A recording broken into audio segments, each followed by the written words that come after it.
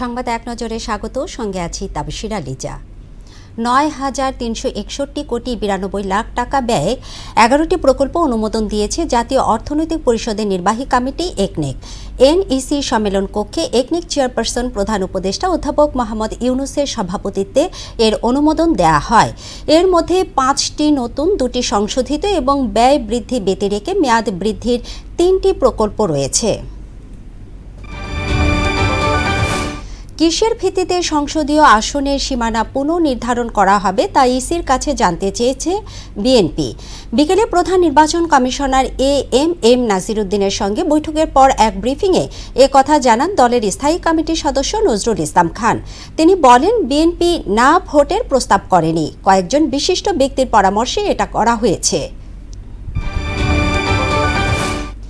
বিদেশি মিশন থেকে রাষ্ট্রপতির ছবি সরানোর সঙ্গে নির্বাচনে কোনো সম্পর্ক নেই বলে জানিয়েছেন পরিবেশ উপদেষ্টা সৈয়দা রিজওয়ানা হাসান। বলেন, প্রধান উপদেষ্টার ঘোষণা অনুযায়ী আগামী ফেব্রুয়ারিতেই নির্বাচন হবে। সচিবালয়ে সাংবাদিকদের সঙ্গে আলাপে এসব কথা বলেন পরিবেশ উপদেষ্টা। তিনি জানান, সিলেটে সাদা পাথর লুটের ঘটনায় প্রশাসনের যোগসাজশ ছিল।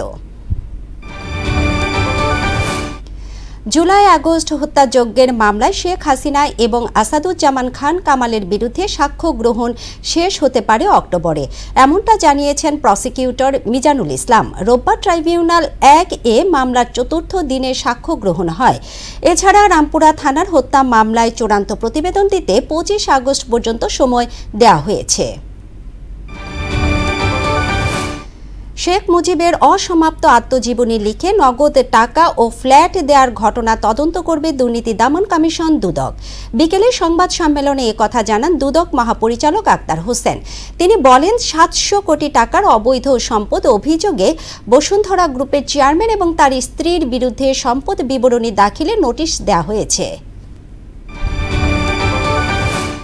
বন্যা ও ভূমি ধসে পাকিস্তানের উত্তর পশ্চিমাঞ্চলে এক সপ্তাহে ৩৫০ মানুষের মৃত্যু হয়েছে। ভূমিধস ও প্রবল পানির তোড়ে অসংখ্য গ্রাম পরিণত হয়েছে ধ্বংসস্তূপে। এখনও বহু মানুষ নিখোঁজ থাকায় বাড়তে পারে মৃতের সংখ্যা।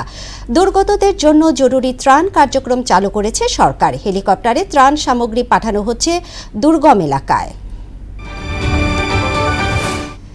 ত্রিদেশীয় সিরিজ ও এশিয়া কাপের জন্য ১৭ সদস্যের দল ঘোষণা করেছে পাকিস্তান।